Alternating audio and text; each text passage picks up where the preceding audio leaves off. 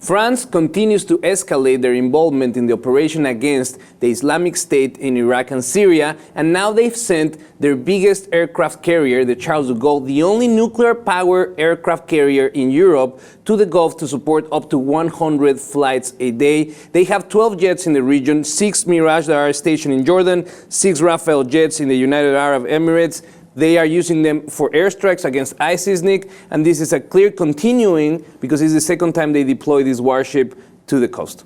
Right, and such a complicated conflict that's going on. We see so many countries pouring into this whole mess, and the fact that they're stepping things up, I'm always wondering.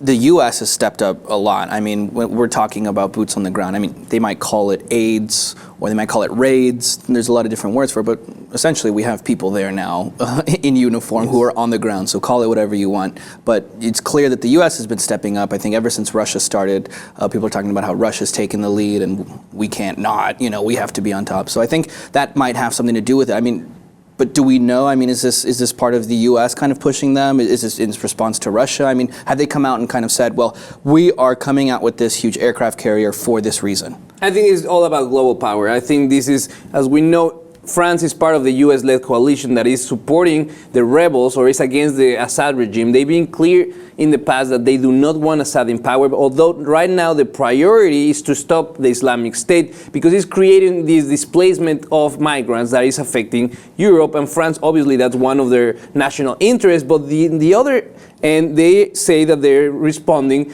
to the attacks that happened and killed 17, the twin attacks in Paris at the beginning of the year, and that's why they decided to step up their involvement in the warfare against the Islamic State. Now, we know that they committed 271 strikes since the beginning of the year, 1,200 missions across Iraq, but just recently they started going into Syria. Why? I think that this is part of the job that the U.S.-led coalition needs to do to kind of balance out what Russia is doing. Mm-hmm. Well, like that graph that was just up that showed, the opponents and those on the side of the regime. Yeah, if we can go on that. I hate to see stuff like this, and I always see it all the time.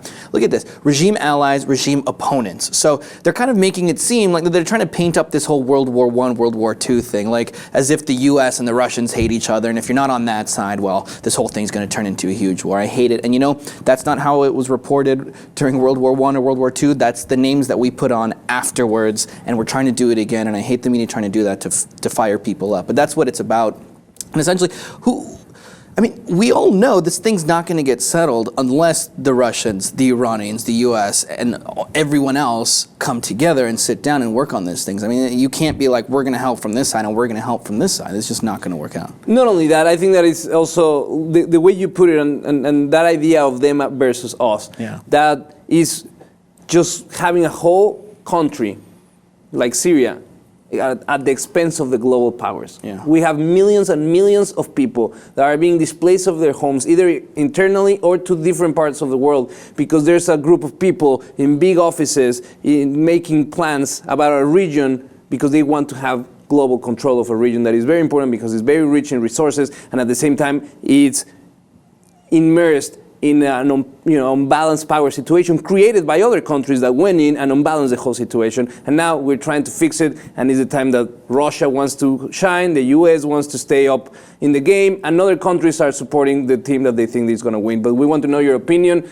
Let us know your thoughts below in the comment section, and if you haven't, please subscribe to the Lip TV 2.